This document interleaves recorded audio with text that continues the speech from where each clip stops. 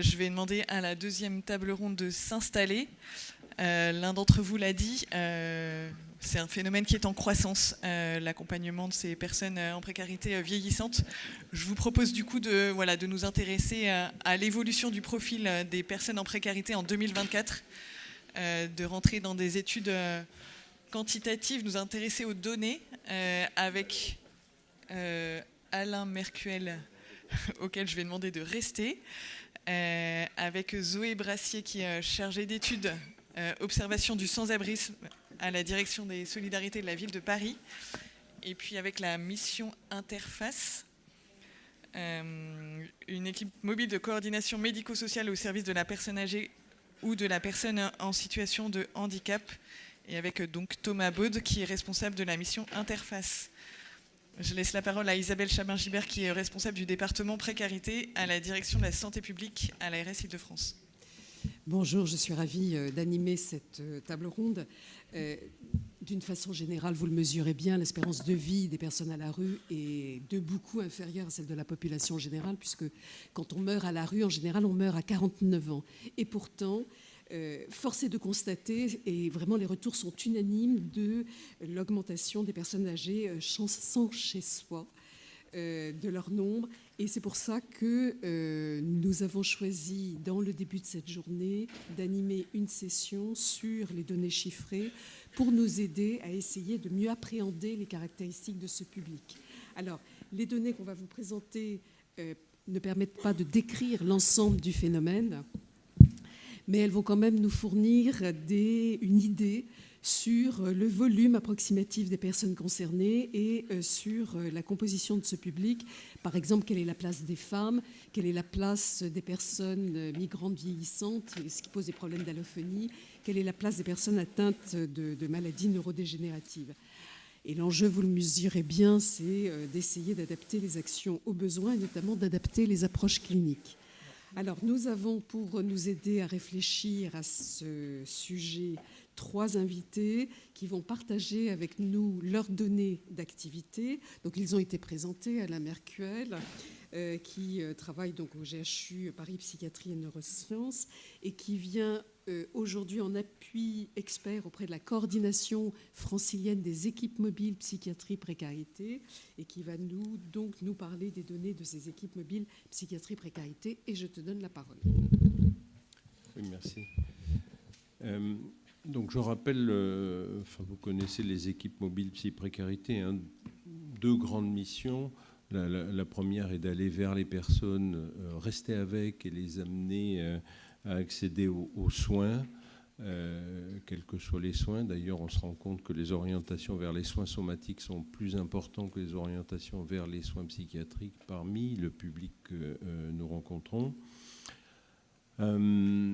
Et deuxième mission, c'est de soutenir, aider et travailler avec les acteurs de première ligne que sont en premier lieu les maraudes, les structures d'accueil, les structures d'hébergement.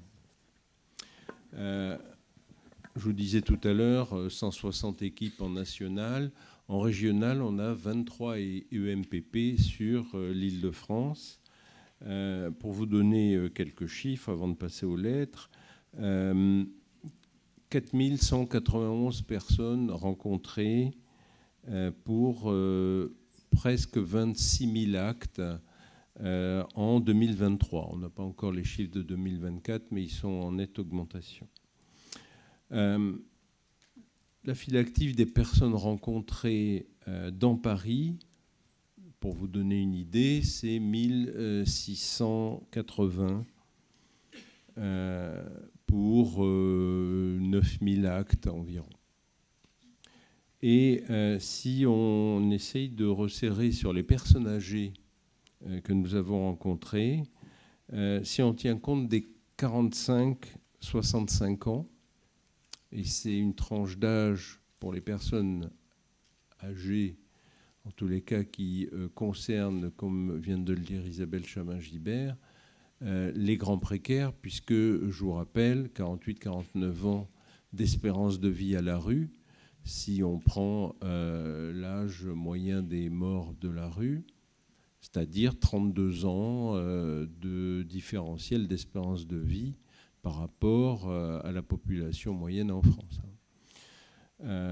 Donc c'est assez cohérent et pertinent de prendre en compte ces chiffres des 45-65 ans.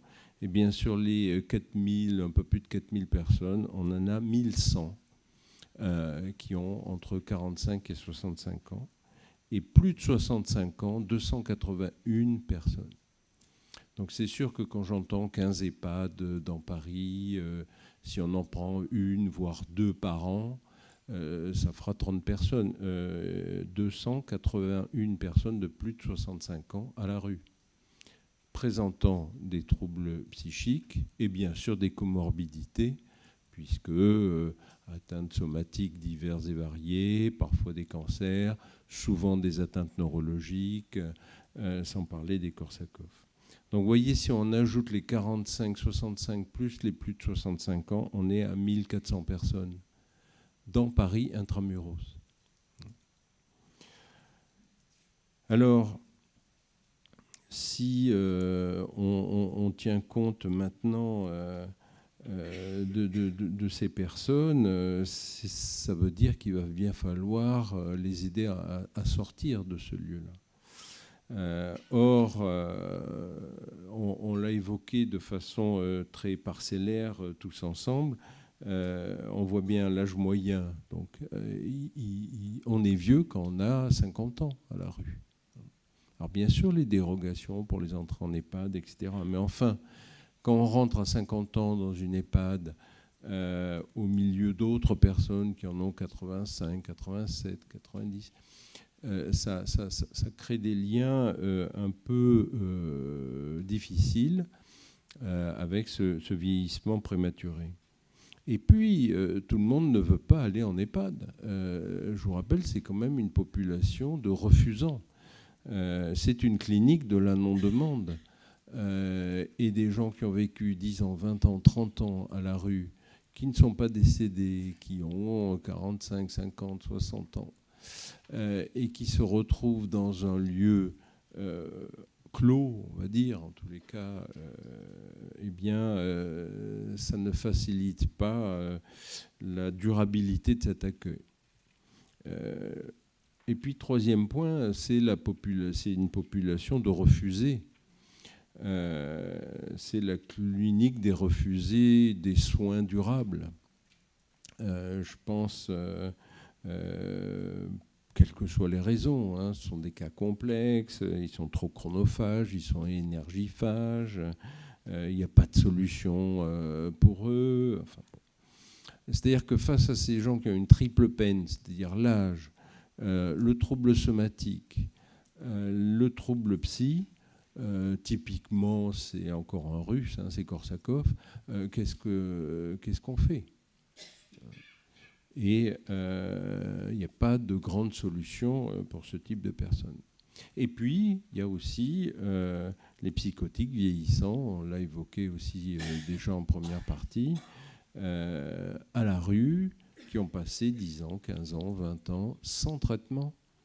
Et donc leur psychose s'est enquistée, elle est d'autant plus difficile à traiter, ce qui entraîne des réactions de la part des secteurs de psychiatrie qui les reçoivent quand on réussit à les convaincre, ces personnes, d'être hospitalisées, pas toujours, donc c'est parfois sous contrainte. Eh bien, ces personnes sont accueillis avec des pincettes, pour ne pas dire des pince-nez, et ressortent au bout de 48-72 heures, parce que de toute façon, elles ne sont pas traitables, puisque le délire est enquisté, comme on dit. Et puis vient se rajouter là, on l'a vu avec ce qu'évoquait Julien Emmanuelli, c'est que tout augmente et donc on va avoir de plus en plus de patients psy à la rue, on va avoir de plus en plus de psychotiques vieillissants, on va avoir de plus en plus de Korsakoff. Bon, même si il y a moins de consommation d'alcool en France, mais enfin quand même, on est sur des personnes qui ont bu dans le passé et même si elles ne boivent plus, il y a quand même des séquelles. Donc vous voyez les questions qui se posent avec ces simples données chiffrées, hein, c'est-à-dire quand même plusieurs centaines de street blockers. Il y a des bed blockers, mais il y a des street blockers. Voilà. Donc qu'est-ce qu'on va faire? Voilà. Merci, c'est effectivement très éclairant. Alors je donne maintenant la parole à Zoé Brassier. Zoé qui est chargée d'études observation du sans-abrisme à l'Observatoire social de la Direction des solidarités de la Ville de Paris. Elle va nous parler des résultats apportés par les Nuits de la Solidarité. Alors les Nuits de la Solidarité, vous en avez peut-être parlé, tous les ans, un grand nombre de volontaires, bénévoles, à peu près 2000 personnes, parcourent les rues de Paris et de 32 communes de l'Île-de-France pour aller au-devant des personnes qui vivent à la rue et remplir un questionnaire sur la base du volontariat et de l'anonymat pour mieux comprendre les besoins, enfin la situation des personnes et leurs besoins. Donc la 7e Nuit de la Solidarité a eu lieu en janvier 2024. La prochaine aura lieu le 16 janvier 2025 et je lui passe la parole. Le 23 janvier, bon d'accord, 2025, et je lui passe la parole. Merci. Bonjour à toutes et tous. Oui, moi je vais parler des personnes âgées de plus de 55 ans rencontrées lors des Nuits de la Solidarité, qui existent depuis 2018. Parce que comme on l'a dit, si l'âge moyen est de 49 ans, l'âge moyen de décès des personnes sans abri est de 49 ans, on veut montrer via cette opération aussi que les personnes de plus de 55 ans existent également, à rebours des idées qu'on puisse se faire sur les personnes sans abri. Donc on va objectiver à travers ces chiffres l'existence et les profils de ces personnes. Donc on va, suite à l'intervention précédente sur la prise en charge des personnes, on va essayer de parler de ces personnes âgées qui ne sont pas prises en charge, en utilisant comme âge de départ des personnes âgées, l'âge de 55 ans, pour un tas de raisons qui ont été déjà évoquées. On a choisi ce seuil dans la Nuit de la Solidarité.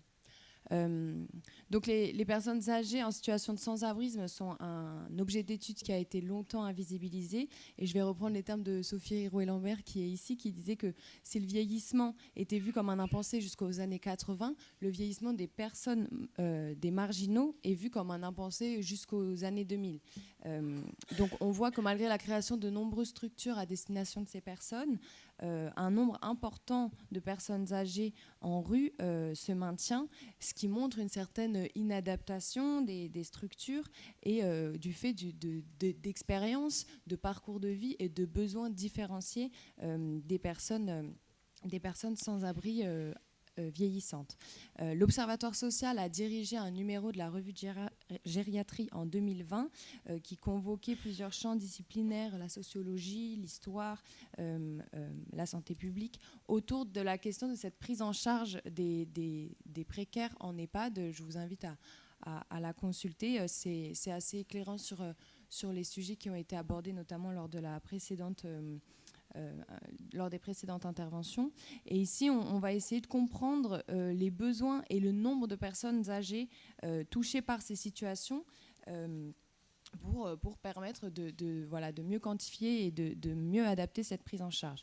Donc, je me suis basée ici sur uniquement les chiffres de la Nuit de la Solidarité qui permettent donc d'approcher d'une part le nombre de personnes âgées à Paris les nuits à l'instant T lors des Nuits de la Solidarité, d'en mesurer une évolution, mais également pour les personnes qui répondent aux questionnaires transmis par les bénévoles, d'évaluer les profils de ces personnes et leurs besoins. Donc là, je marque un point d'attention puisque on va voir que les personnes âgées, comme les femmes par exemple, ont tendance à davantage s'invisibiliser en rue, à favoriser des espaces de retrait. Donc elles peuvent être sous-estimées lors de ce décompte. Et un autre point d'attention, c'est que seul en moyenne un tiers des personnes rencontrées répondent au questionnaire. Donc les réponses aux questions sont à prendre avec du recul et ne sont pas nécessairement représentatives de l'ensemble des personnes rencontrées. Donc, concernant le profil des personnes âgées, on voit donc sur le premier graphique le nombre de personnes âgées rencontrées au fil des éditions, et en dessous leur part parmi parmi l'ensemble des personnes. Donc le nombre est toujours autour de, ces dernières années, autour de 300, entre 300 et 350. Donc c'est une population qui existe, à ne pas négliger. Elle représente entre 14 et 20% des personnes rencontrées chaque année, légèrement moins que dans la population française, puisque c'est environ 29% dans la population française, mais c'est quand même un chiffre assez important. On voit en 2024 que ce chiffre est en baisse, mais c'est principalement dû à la forte présence de jeunes en rue lors de l'opération de 2024. Mais en fait, on voit que le volume, enfin le chiffre en valeur absolue est le même. On a rencontré 344 personnes cette année comme l'année dernière. Et on peut noter qu'elles sont majoritairement rencontrées seules, 91% en moyenne et jusqu'à 95% en 2022, contre entre 73 et 80% dans l'ensemble des personnes rencontrées. Donc elles peuvent être potentiellement plus exposées à des situations de vulnérabilité, d'enjeux de non-assistance, étant seules et davantage que les autres personnes. Concernant la géographie des personnes âgées rencontrées, donc on voit qu'elles sont présentes dans tout le territoire. Elles sont donc pour la moitié d'entre elles rencontrées en rue, contre les 3/4 pour l'ensemble des personnes rencontrées. Donc on voit qu'elles sont moins rencontrées en rue que les autres, puisqu'elles favorisent des espaces de retrait, comme je l'ai dit tout à l'heure, notamment dans les stations de métro, les hôpitaux et les bois. Et si on s'intéresse à leur part, donc là j'ai mis la valeur absolue, mais si on s'intéresse à leur part parmi les personnes rencontrées, on peut voir qu'elles sont davantage rencontrées dans les arrondissements du sud et de l'ouest de Paris, et elles sont rencontrées en plus faible part dans les arrondissements de l'est, du nord et du centre, notamment du fait d'un très grand nombre de jeunes personnes rencontrées dans ces arrondissements. Si on s'intéresse aux femmes âgées rencontrées lors de la Nuit de la Solidarité, on voit sur le premier graphique que globalement, la part des femmes parmi les personnes âgées est la même que la part des femmes parmi l'ensemble des personnes rencontrées, environ 14%. Donc, elles ne sont pas davantage hébergées, davantage mises à l'abri durant leur vieillesse. La vulnérabilité des femmes est la même pour les personnes âgées que pour l'ensemble des femmes. Et on voit une forte augmentation ici en haut, le 18%, une forte augmentation des femmes âgées, de la part des femmes âgées rencontrées en 2024. Si on s'intéresse à l'ancienneté à la rue des personnes âgées rencontrées, on voit ici à gauche qu'en moyenne, 47% sont sans abri depuis plus de 5 ans, contre 33% en moyenne dans l'ensemble des personnes interrogées. Donc là, on s'est basé sur les réponses au questionnaire, donc c'est des échantillons qui sont assez faibles, mais on peut voir donc que la durée en rue est proportionnelle à l'âge. Les personnes âgées sont en rue depuis plus longtemps que les autres personnes. Mais on voit que depuis 2022, ce chiffre baisse, ce qui peut signifier une augmentation de la part des personnes âgées nouvellement en rue. Et de la même façon, à Paris, on peut voir que 68% sont en moyenne à Paris depuis plus de 5 ans, contre 45% dans l'ensemble des personnes interrogées. Donc la durée aussi à Paris est proportionnelle à l'âge, elle augmente chez les personnes âgées. Mais on voit ici aussi une baisse depuis 2022 de la durée de vie à Paris, ce qui peut aussi augurer des nouveaux parcours, des nouveaux profils de personnes âgées ces 2 dernières années. Et enfin, je voulais aussi mettre un point d'attention sur la dernière solution d'hébergement indiquée par les personnes âgées. Donc là, on se base sur 72 répondants en 2024, donc c'est assez faible, mais on peut voir un élément qui est assez intéressant, c'est l'augmentation de l'hébergement chez un tiers comme dernière solution d'hébergement indiquée, ce qui peut, donc depuis 2018, c'est la courbe en jaune, en orange. Ce qui peut signifier donc voilà de recours à l'hébergement non institutionnel du fait soit d'une inadaptation de la prise en charge des hébergements traditionnels comme les centres d'hébergement et l'hôtel qu'on voit. On voit les centres d'hébergement qui baissent globalement depuis 2018 comme dernière solution, ou alors soit la mauvaise prise en charge ou l'absence de solution aussi pour ces personnes dans l'hébergement institutionnel. Et enfin, je voulais rappeler quelques éléments de profil complémentaires sur ces personnes âgées qui sont assez alarmants, notamment le fait que 4 personnes sur 10 seulement sont suivies par un travailleur social, à l'image de l'ensemble des personnes rencontrées, mais donc plus de la moitié n'est pas suivie, n'a pas d'accompagnement social. Concernant la santé des personnes rencontrées, on voit qu'elle est globalement autour de 35%. La part des personnes s'estimant en mauvaise santé est globalement de 35% et marque un pic en 2024. 41% des personnes âgées rencontrées s'estiment en mauvaise ou très mauvaise santé. Et de manière alarmante également, la part des personnes âgées n'ayant aucune ressource ou vivant de la mendicité est en très forte hausse depuis 2022. C'est la courbe orange ici, donc la plupart des personnes ayant répondu à cette question sont sans ressources ou vivent de la mendicité. Pour aller plus loin, donc on a vu ici des indicateurs que nous donne la Nuit de la Solidarité, mais l'Observatoire social mène d'autres études sur les personnes âgées précaires qui permettent de compléter ces chiffres qui sont, on l'a dit, imparfaits. En 2020, notamment, l'Observatoire avait construit un indicateur permettant de mesurer le nombre de personnes en EHPAD ayant eu un parcours de rue au sein des structures de la ville. Donc, l'Observatoire avait notamment identifié 140 précaires, donc 140 personnes en EHPAD qui avaient eu un parcours de rue, dont un tiers dans le même établissement de l'EHPAD François Ier, en analysant leur parcours, leurs besoins, permettant d'adapter la prise en charge. Et de plus en plus, des remontées de terrain au sein des acteurs de la ville émergent, au sein des acteurs à la fois qui suivent les personnes sans abri, mais également des établissements de la ville, qui montrent un fort enjeu de ces personnes âgées précaires chez les professionnels. Et donc, des travaux de l'Observatoire vont se développer les prochaines années sur ce sujet-là. Merci beaucoup.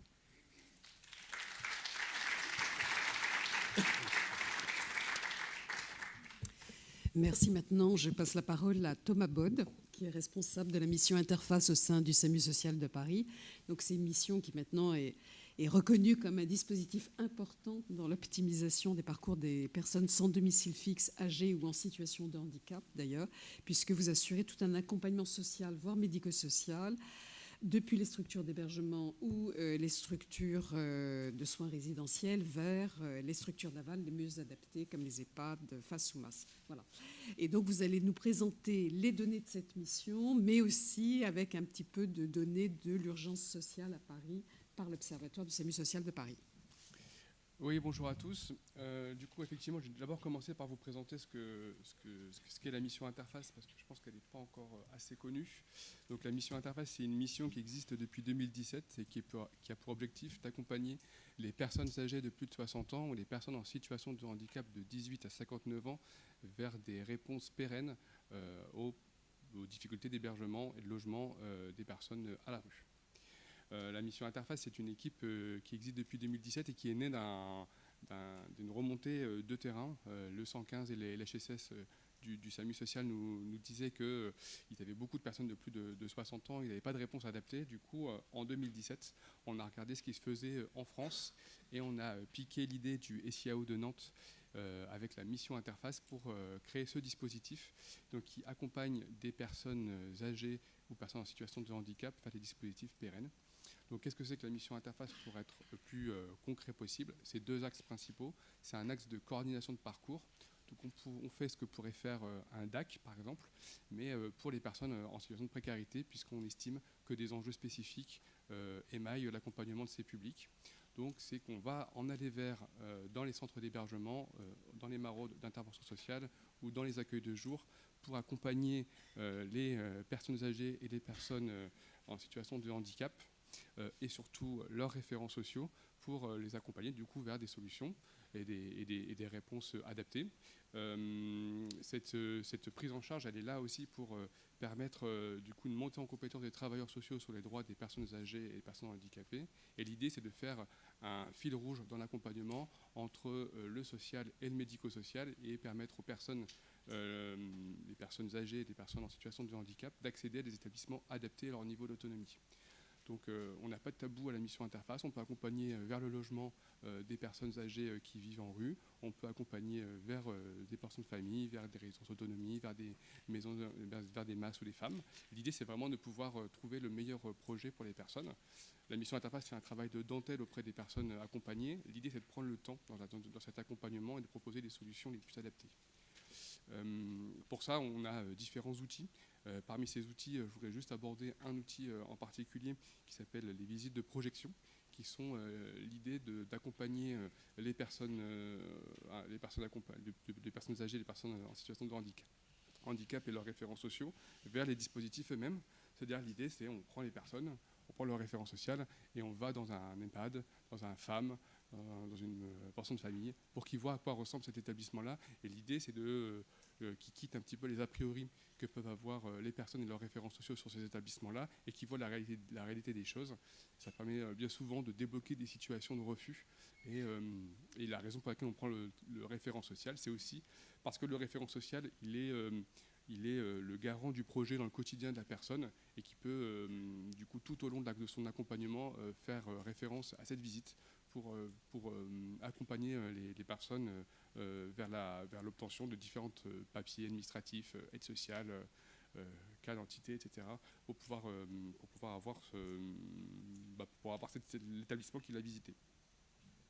Ça, c'est à peu près 80% du temps des coordinateurs sociaux de la mission Interface qui font la coordination de parcours, donc de l'urgence sociale jusqu'au médico-social, voire vers le logement. Et puis à 20% du temps, qui est du temps de sensibilisation, de formation. Donc on sensibilise depuis 2018 les acteurs de l'urgence sociale sur les droits des personnes âgées, personnes handicapées, sur une demi-journée tous les 3 mois, où on forme du coup les travailleurs sociaux sur l'aide sociale, sur le dossier MDPH, sur les droits de base pour les personnes âgées, personnes handicapées. Et ça participe aussi là-dessus aux travailleurs sociaux de monter en compétence sur ces droits-là et de pouvoir se dire qu'ils peuvent être autonomes sur l'obtention des droits des personnes qu'ils accompagnent. Et puis on a une autre sensibilisation qu'on fait dans les établissements médico-sociaux. Et là, l'idée, c'est de travailler sur les représentations que peuvent avoir les établissements médico-sociaux sur l'accueil du public issu de la rue. Et l'idée, c'est de travailler sur des bonnes pratiques et nos types de travailleurs sociaux sur l'accompagnement du public issu de la rue et sur la mise en valeur aussi des bonnes pratiques qui existent déjà dans les établissements, puisque bien souvent, en fait, les établissements médico-sociaux accompagnent déjà du public issu de la rue et ont développé des bonnes pratiques. Et l'idée, c'est de pouvoir dire que c'est des bonnes pratiques à populariser et à maintenir dans l'établissement. Et en fait, on fait ces sensibilisations dans les établissements de l'âge ou du handicap. Et on le fait souvent avec le monsieur Delarue, qui est ici le directeur de l'EHPAD François Ier. Qui lui aussi permet aussi de parler de son expérience de directeur d'établissement qui accueille le public issu de la rue et qui permet aussi de mettre en perspective aussi les solutions que nous on peut proposer en tant qu'acteurs de l'urgence sociale. Enfin, on a une dernière sensibilisation puisque comme on l'a dit, c'est un public qui meurt beaucoup à la rue. Du coup, on a une sensibilisation qui s'appelle les ateliers, les petits déj fun pour funéraires, qui sont des moments importants puisque ça permet aux personnes accompagnées de pouvoir se saisir un peu de ce dernier temps de leur vie. C'est des ateliers qu'on fait en accueil de jour ou en centre d'hébergement, où on parle directive anticipée, rapatriement des corps, enterrement religieux, avec les personnes accompagnées et leurs référents sociaux. Et là, l'idée, c'est vraiment de rendre les choses fun. Ça peut être fun, je vous le jure. Et l'idée, c'est vraiment de pouvoir, autour de ce petit déjeuner-là, où on parle différentes possibilités de mise en bière des personnes, autour de croissants, autour de pain au chocolat, autour de boissons chaudes. Et ça permet de dédramatiser les choses et au moins qu'on se saisisse un petit peu de ce moment-là de la vie des personnes, qui est un gros tabou dans l'urgence sociale et qui permet aux personnes de réfléchir sur ce moment-là et ce qu'elles veulent à ce dernier moment. Pour revenir sur les données d'activité de la mission Interface, au cours de 2023, comme vous pouvez le voir ici, l'essentiel des orientations qu'on peut faire, en tout cas en 2023, elles étaient tournées vers les résidences autonomie. On estime à la mission Interface que c'est vraiment un dispositif particulièrement adapté avec les petites unités de vie pour le public issu de la rue. Ça permet aux personnes d'avoir accès à une forme de logement, même si c'est établissement médico-social, mais en tout cas, ça a tout l'aspect d'un logement pour une personne qui vient de la rue, et même pour tout un chacun d'ailleurs, et qui permet de pouvoir entrer du coup dans du droit commun, avec pas forcément des personnes qui ont connu la rue, vraiment dans du droit commun. On oriente aussi beaucoup en EHPAD, principalement les EHPAD de la ville de Paris, parce qu'ils sont essentiellement, d'une part, mieux pourvus que les EHPAD privés, et d'autre part, en termes de personnel, et d'autre part, parce qu'ils ont un savoir-faire aussi sur l'accueil du public issu de la rue, et aussi parce qu'ils sont à la majorité, ils ont tous des places à l'aide sociale, ce qui permet aussi de faire accéder ces établissements-là. Et donc du coup, la mission Interface, elle a tout son rôle à jouer là-dedans, puisqu'on joue ce rôle de médiateur. On permet aux personnes qui accèdent à des EHPAD ou des résidences autonomie de jouer le rôle de médiateur entre la personne qui parle de ses frustrations et qui n'a pas forcément les mots adaptés pour parler des enjeux qu'elle a dans cet établissement-là. Elle n'a pas forcément les mots adaptés pour pouvoir exprimer ça auprès de l'équipe médicale. Là, la mission Interface intervient en tant que médiatrice pour pouvoir évoquer ces sujets-là avec l'équipe médicale et pouvoir dédramatiser, pouvoir sortir un petit peu de situations qui peuvent paraître inextricables. Je voulais juste faire un dernier aparté autour d'une enquête que le SAMU social a réalisée avec l'Observatoire du SAMU social l'année dernière. L'idée de ce groupe de travail et de cette enquête, c'était de pouvoir dénombrer le nombre de publics à la rue rencontrés ou dont les places sont régulées par le SAMU social de Paris. Donc pour les acteurs médico-sociaux qui ne connaissent pas le SAMU social, c'est un acteur central de l'urgence sociale qui gère à la fois les places d'hôtels social, dit social, par Delta, les 50 000 places d'hôtels, mais qui régule les places de SIAO, qui représentent à peu près entre 45 et 50 000 places de places d'hébergement. À ce titre-là, le SAMU social est un acteur central de la grande précarité et a permis de développer une certaine expertise sur l'observation de ce public-là. Du coup, l'année dernière, avec l'Observatoire du SAMU social, on a réalisé 11 entretiens de professionnels de l'urgence sociale et on a commencé à début 2024 à rendre les résultats préliminaires de cette enquête. Là, l'idée, c'est de pouvoir trouver des financements pour pouvoir finaliser cette enquête. Sur les premiers enseignements qu'on peut voir, c'est un peu ce qui a été dit ici. J'accélère. Et en 2022, ce que je peux dire, c'est qu'en 2022, ce qu'on peut voir, c'est qu'effectivement, les maraudes de jour et de nuit ont rencontré 18% du public qui avait plus de 60 ans. C'est à peu près 300 personnes. Et effectivement, c'est le même chiffre qu'on peut voir partout. Et les structures médicales du SAMU social, donc tous les LHSS et les LAM, reçoivent 150 personnes par an. En hôtel, on voit que très peu de personnes à la rue sont hébergées, mais c'est quand même 1500 personnes sur toute l'île de France. Je vais m'arrêter là parce que les mêmes constats ont été faits par les autres partenaires.